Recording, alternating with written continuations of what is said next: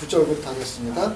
주께서 경건한 자는 시험에서 건지시고 불의한 자는 형벌날에 두어 심판날까지 지키시며, 주께서 경건한 자는 시험에서 건지시고, 이 경건한 자라는 말은 도덕적으로 깨끗하게 사는 사람을 말하지는 않습니다.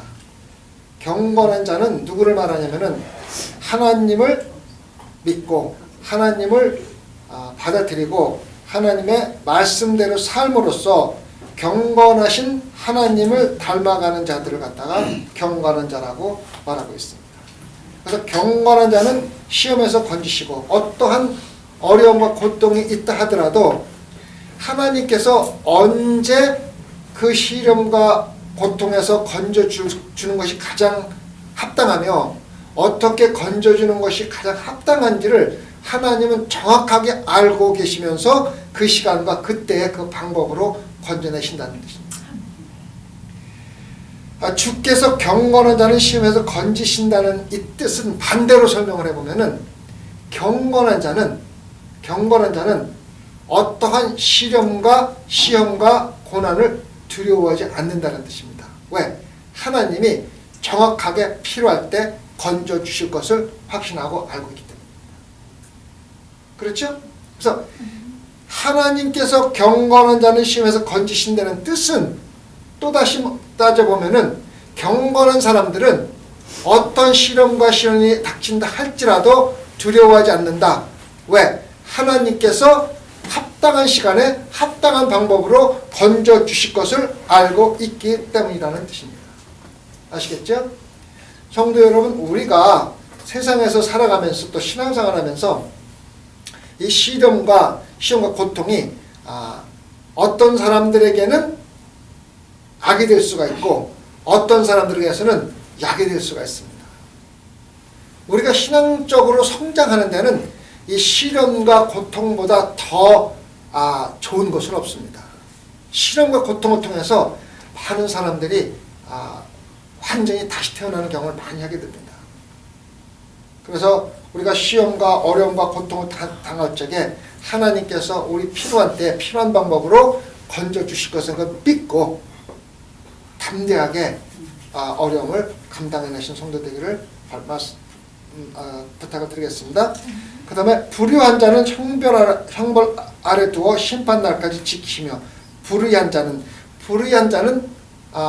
경건한 자의 반대말입니다. 하나님 말씀을 따르지 아니하고 하나님 말씀을 무시하고 하나님 말씀을 경하게 여기는 사람들을 말하고 있습니다. 그 사람들은 형벌 아래 두어, 이 형벌 아래 두어 심판날까지 지킨다는 말은 형벌 아래 둔다는 말은 뭐냐면 이미 그 사람들은 어떠한 방법으로 하나님의 방법으로 형벌을 받고 있다는 뜻입니다.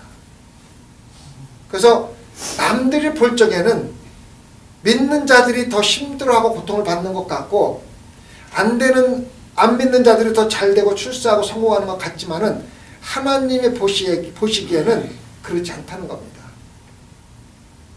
하나님 보시기에는 경건한 자들이 고난받는 것이 하나님이 합당한 시간에 건져주시고 그로 인해서 은혜와 사랑과 하나님의 뜻을 깨달을 수 있는 기회를 주시는 것 때문에 그것이 축복이지, 불경한 자처럼 눈에 보기에 잘 되는 것 같지만 실질적으로는 죽어가고 있다는 사실을 갖다가 우리가 깨닫지 못한다는 것 같다 우리가 알아야만 됩니다. 그리고 또 한 가지는 주께서 경건한 자를 시험에서 건지고 불의한 자가, 누가 경건하고 누가 경건하지 않은 사람인가를 갖다 결정하는 사람이 누구냐면 하나님이라는 거예요. 하나님. 그러니까 우리가 신앙생활 하면서 우리가 스스로 경건하다고 하면서 신앙생활 할 때가 참 많습니다. 나는 그래도 괜찮게 신앙생활 하고 있다. 나는 그래도 경건하게 신앙생활 하고 있다고 자부하면서 신앙생활 하는 사람들이 많은데, 그것은 우리가 결정하는 것이 아니고 누가 하나님이 결정하는 것이다. 성경에서 대표적으로 스스로 경건하다고 한 사람이 대표가 누구입니까? 바리새인들입니다. 바리새인들이 뭐라 그랬습니까? 나는 하루에 3번씩 기도하고 정기적으로 금식하고 11조하고 죄인들이 있는 데는 가지도 않고. 그래서 예수님이 죄인들과 함께 식사할 적에 뭐라고 그랬습니까? 예수가 죄인들과 함께 시간을 보낸다고 비평을 했지 않습니까? 그래서 나는 죄인들과도 안 하고, 그리고 정말로 경건하게 살아간다고 하는 바리새인들에게 예수님이 뭐라고 그랬습니까? 회칠한 무덤이라고 그랬어요. 회칠한 무덤. 왜? 겉으로는 기도하고 금식하고 11조하고 악 있는 사람들에게 가지 않고 살아서 경건해 보이는 것 같지만은 그 마음속에서는 악으로 가득 차 있다는 겁니다. 굉장히 중요한 겁니다. 요즘에도 그렇게 신앙생활하는 사람들이 있습니다. 나쁜 사람들이 있는데 안 가려고 하는. 예를 들어서 어떤 교회에 누구누구가 다닌다. 그 사람이 거길 다녀? 나 그 사람 보면은 스트레스 받아서 걔 못 다녀. 안 다녀 하는 사람들이 있습니다. 제가 이 성경 말씀을 주면서 한 목사님이 이런 얘기를 하더라고요. 그 장미꽃이 있지 않습니까? 장미꽃. 장미꽃이 주변에 잡초가 있고 또 이렇게 아름답지 못한 꽃들이 있다고 해가지고 장미꽃이 기분 나빠서 꽃을 안 필 수가 있냐는 거예요. 장미꽃은 주변에 잡초가 있든 보기 싫은 꽃이 있든 자기가 꽃을 피우고 향기를 낸다는 거예요. 그래서 우리가 신앙생활 하면서 악인이 있는, 나쁜 사람이 있는, 마음에 들지 않는 사람이 있는 곳에 가지 않고 신앙생활 한다는 것은 잘못됐다는 것 같다고 이렇게 얘기를 해주고 있는 거예요. 예수님이 뭐라고 그랬습니까? 가라지와 벼가 같이 자라는데 뽑지 마라. 그것을 뽑다가 잘못하면은 곡식이 상할까 두렵다고 얘기했어요. 그래서 악한 사람, 마음에 들지 않는 사람 피해서 신앙생활 할 수는 없어요. 그 사람 가운데서 장미꽃이 잡초가 있어도 꽃을 피듯이 우리 기독교인들은 꽃을 피워야만 됩니다. 누가 있어서 교회 안 나가? 누구 때문에 교회가 안 돼? 누구 때문에? 이거는 다 잘못됐다는 거예요.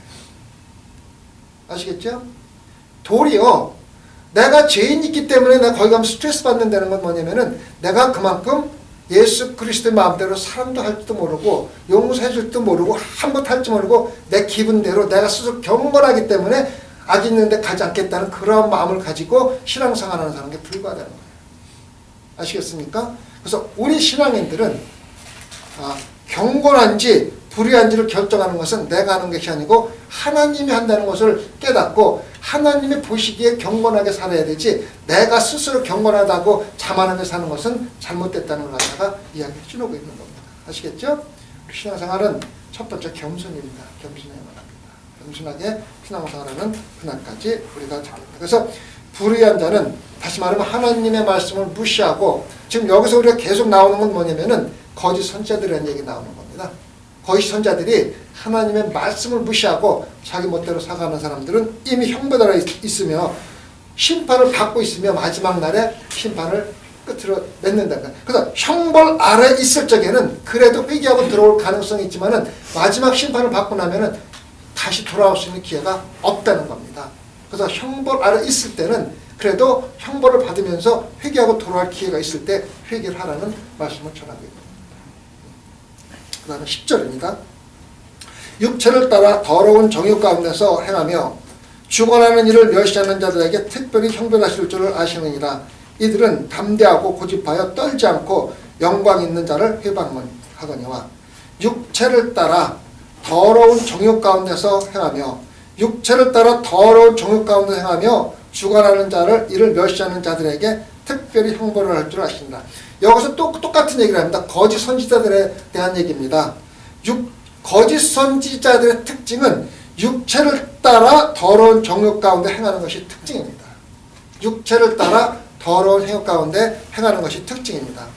근데 우리가 신앙생활 하면서 그 육체를 따라 더러운 정욕 가운데 행한다는 걸 갖다가 그 번역을 잘못할 경우가 참 많습니다. 그래서 자기는 육체를 따라 살지 않고 더러운 정욕 가운데 살지 않는다고 의로하며 살 경우가 참 많습니다.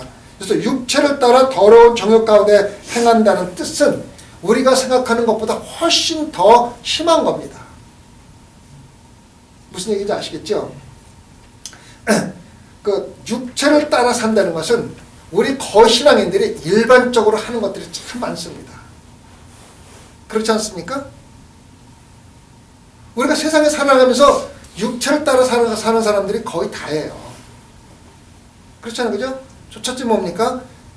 잘 먹고, 잘 살고, 편안하고, 기쁘고, 즐겁고, 그런 것들이 다 뭡니까? 육체를 따라 사는 겁니다. 육체를 따라 사는 겁니다. 그 다음에 정욕 가운데 사는 겁니다. 정욕이 뭐냐면 자기 만족을 위해 사는 겁니다. 그럼 우리 인간들이 사는 궁극적인 목표가, 대부분의 목표가 뭡니까?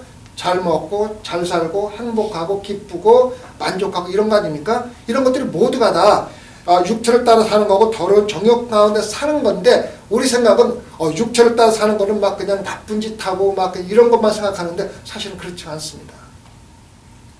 우리가 한국에서는 그 집회를 하면은 축복 성의를 한다 그러면은 엄청나게 많이 모이고, 그 선교나 무슨 이런 그런 희생적인 선교를 한다 그러면은 적게 모인대요. 그 뭐냐면 아직도 한국에서는 축복 신앙이 굉장히 우세하게 나가고 있습니다. 그래서 우스운 얘기지만은 한 20년, 30년 전에 우리 저 형수님이 교회를 두부지 형수님 교회를 다녔는데 축복 성에 가가지고 헌금을 많이 하면 축복받는다고 그랬다고 반지를 결혼 반지 빼갖고 헌금하고 오셨더라고요. 축복 하나도 못 받으셨거든요. 축복 성회라는 데 참 많이 모이고 축복에 대해서 축복을 받는다 그러면은 정말 뭘 한다 합니다. 모른답니다. 특히 약속을 쉽게 합니다. 약속을 쉽게 합니다. 축복해 주시면은 이렇게 해주시면은 내가 이것도 하고 저것도 하고 저것도 하고 참 첫 번째 봉급을 하나님께 드리고 이런 거 다 합니다.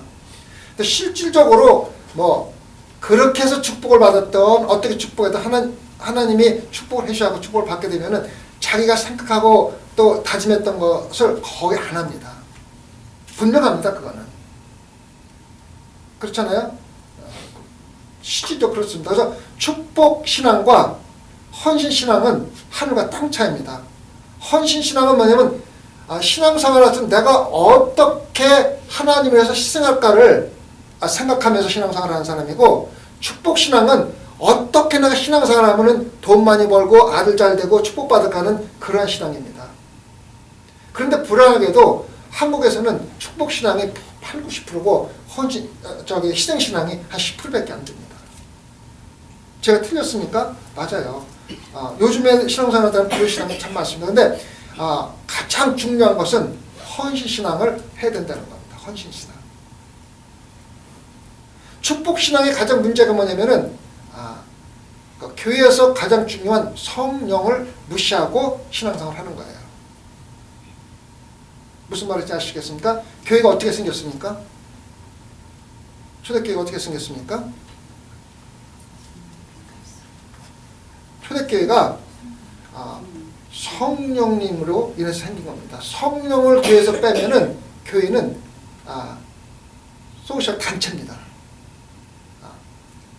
예수님이 부활하시고 마가의 다락방에서 그 성도들이 모였을 적에 성령님이 임해가지고 그 교회가 시작된 겁니다. 성령님이 주관해가지고 교회가 시작된 겁니다. 그래서 교회에서 성령을 빼내면은 교회는 일반 단체와 전혀 다를 게 없습니다. 근데 대부분의 교회들이, 요즘 교회들이 성령을 빼고 무엇을 집어넣냐면은 소비자 개념을 집어넣습니다. 그 말은 뭐냐면은 어떻게 하면은 성도들을 행복하고 만족해 해서 성도들을 늘리는 거에 가장 집중적으로 하지, 어떻게 하면은 성령 충만해서 회개하고 하나님께 더 가까이 가는 거에는 관심이 거의 없습니다. 베드로가 성령 충만함을 받고 첫 번째 한 일이 뭔지 아십니까?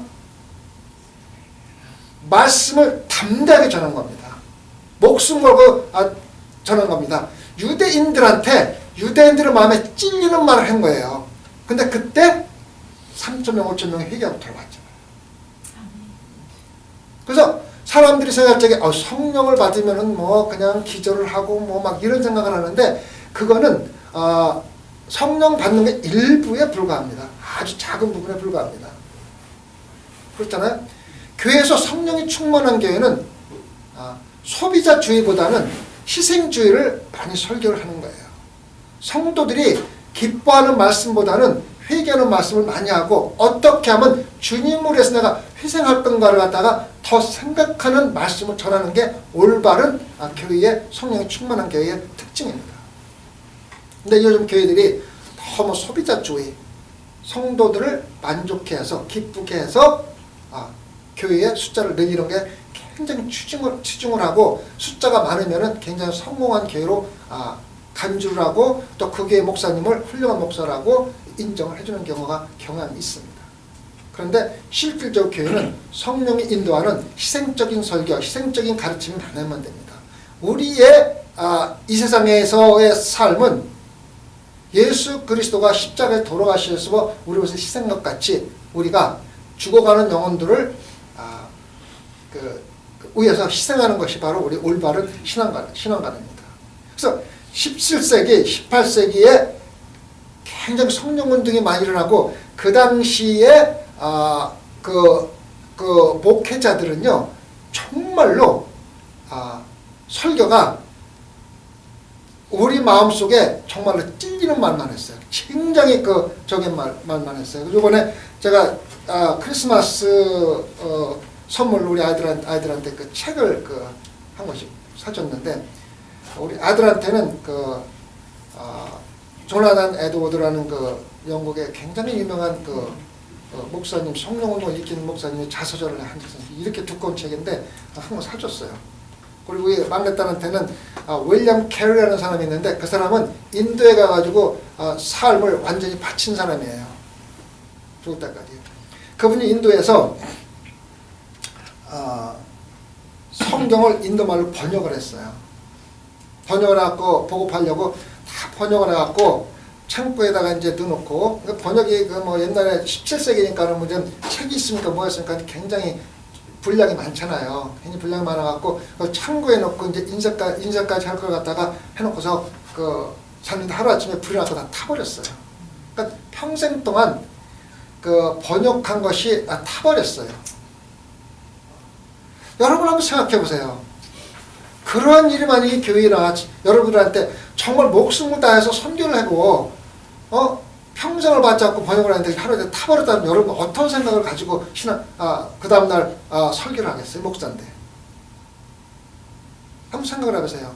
얼마나 절망과 실망을 했겠어요. 근데 윌리엄 캐리 목사님은 그 주일에 설교에서 시편을 가지고 시편 말씀을 가지고 성도들한테 희망과 꿈을 주는 설교를 했어요. 태운 것도 하나님의 의지 뜻이고 더 좋은 것으로 태워주기 위해서 더 확실한 트랜스를 하기 위해서 하나님께서 하신 일이기 때문에 우리가 희망을 가지고 다시 시작하자는 설교를 한 거예요. 아시겠습니까? 그래서 그 당시에는요 설교가 정말 성령이 충만한 설교를 했어요. 성도들이 듣고 둘 중에 하나예요. 회개를 하든가 아니면 교회를 안 나든가 둘 중에 하나예요. 적당한 설교가 없었어요. 그래서 그분들이 설교는 정말 죽어가는 영혼을 정말 사랑하는 설교예요. 그분들의 설교를 지금 읽어보고 들어보면은요 정말 얼마나 그분들이 죽어가는 영혼을 사랑하는지 갖다가 피부로 느낄 정도로 직설적으로 설교를 했어요. 근데 요즘에는 그냥 다 감싸고 철학적이고 세상 별걸 다 해가지고 설교를 하면서 심하게 하는 설교를 갖다가 보면은 정 목사 미쳤다 그러고 교회 안 나옵니다. 성질 더럽다 그러고 그렇게 얘기를 합니다. 그러면은 회개하는 설교를 하는데 여러분 회개하십시오 하니까 사도 요한이 예수님이나 세례 요한이 뭐랬어? 독사의 자식들아 그랬잖아요. 그럴 때 독사의 자식들 이렇게 했겠어요? 독사의 자식들 화를 내고 했어요. 분을 내고 예수님이 성전을 청소할 적에 분을 내고 청소했어요. 그래서 우리가 회개하는 설교할 적에는 그 감정이 담겨 있을 수밖에 없어요.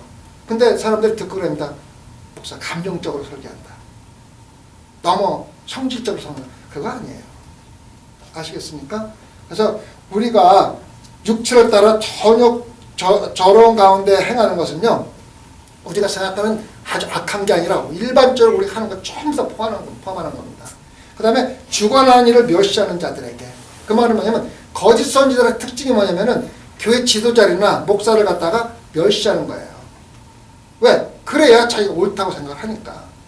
그렇잖아요. 그래서 거짓 선지자들이 뭐냐면은 주관하는 자, 교회를 다스리고 권위로 말씀을 가르치는 자를 멸시하고 저 사람이 얘기하는 것은 그르다고 얘기를 하는 거예요. 여러분 이걸 알아야지 돼요. 목회자가 그런 것하고 자기하고 맞지 않는 거하고는 차이가 있습니다. 자기하고 맞지 않은 거하고 교회를 나가는 거하고 목사가 글러서 잘못돼서 나가는 거하고는 차이가 있는 거예요.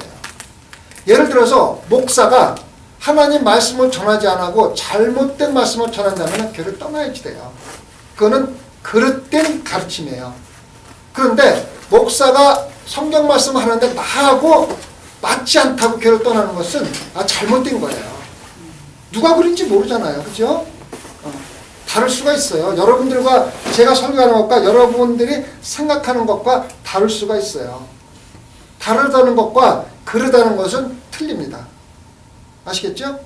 여러분들이 목회자가 그릇됐는데 같은 교회를 그 교회를 다닐 수는 없어요. 그러나 여러분과 약간 차이가 있다고 해가지고 교회를 떠난 것은 잘못됐다는 걸 말씀드리는 겁니다. 왜?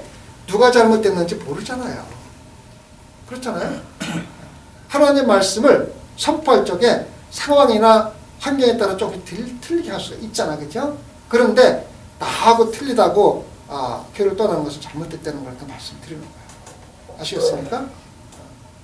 근데 거짓 선자들이 가장 먼저 하는 게 뭐냐면은 지도자들이 잘못됐다고 멸시하는 거예요. 그래야 자기들 권위가 높아지기 때문에. 그 다음에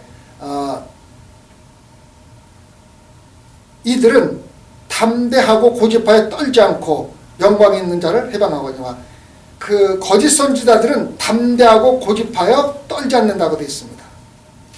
왜 그렇습니까? 왜 그들이 담대하고 고집하여 떨지 않고 있습니까? 왜? 자기들이 옳다고 생각하기 때문에. 이 잘못된 사람들의 특징을 보면은 정말 고집셉니다. 자기가 어떤 때는 잘못됐다고 마음에 와 닿는 게 있어도 절대로 인정 안 하려고 그래요. 그게 거짓 선지자의 특징이라는 걸 갖다 말씀해 주는 거예요. 거짓 선지자는 담대합니다. 왜? 자기들이 옳다고 생각하기 때문에. 지금도 똑같아요.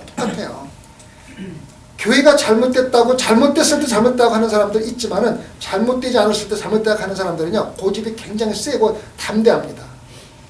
지난번도 말씀드렸잖아요. 잘못된 것을 잘못됐다고 말하는 것은 성령의 역사입니다.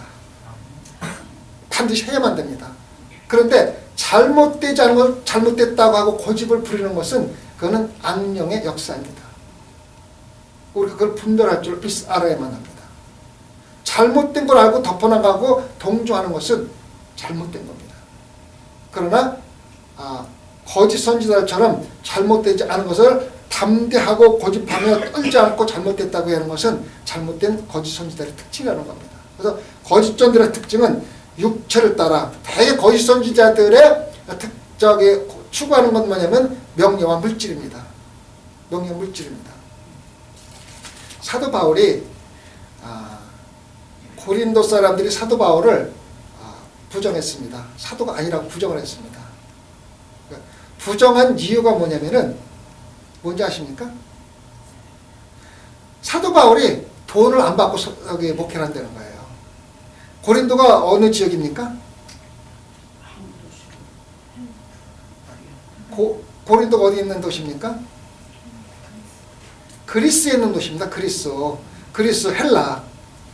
근데 그리스는 철학자들이 굉장히 많았습니다. 아리스토텔레스라든가 플라토 같은 사람 철학자들이 많아갖고, 지금도 마찬가지지만은 지금도 훌륭한 사람 가서 강의하면 10만 불, 20만 불씩 받잖아요. 그래서 그 당시 똑같았어요. 그리스 당시에 유명한 철학자들은 유명함을 할수록 돈을 많이 받았어요. 그래서 인정을 받으려면은 자기가 돈이 필요하든 안 하든 돈을 많이 받아야만이 훌륭한 철학자로 인정을 받았어요. 근데 사도 바울은 얼마를 받았습니까? 안 받았잖아요. 하나도 안 받았잖아요. 그러니까는 가짜다. 능력이 없어서 돈을 안 받고 한다. 그래서 가짜라고 그래갖고 선지자로 사도로 인정을 안 했어요.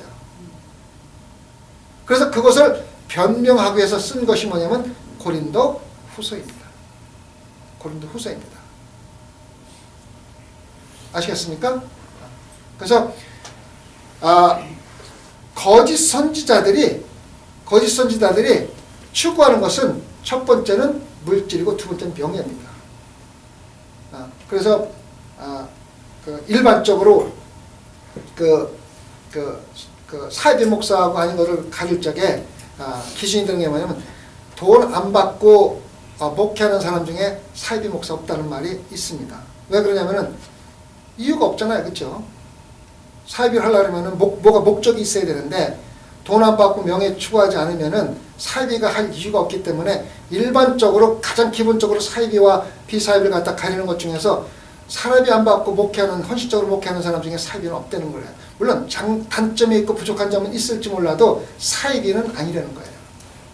무슨 얘기인지 아십니까? 그래서 사도 바울이 추구한 것이 물질과 명예가 아니었기 때문에 도리어 사도가 아니라고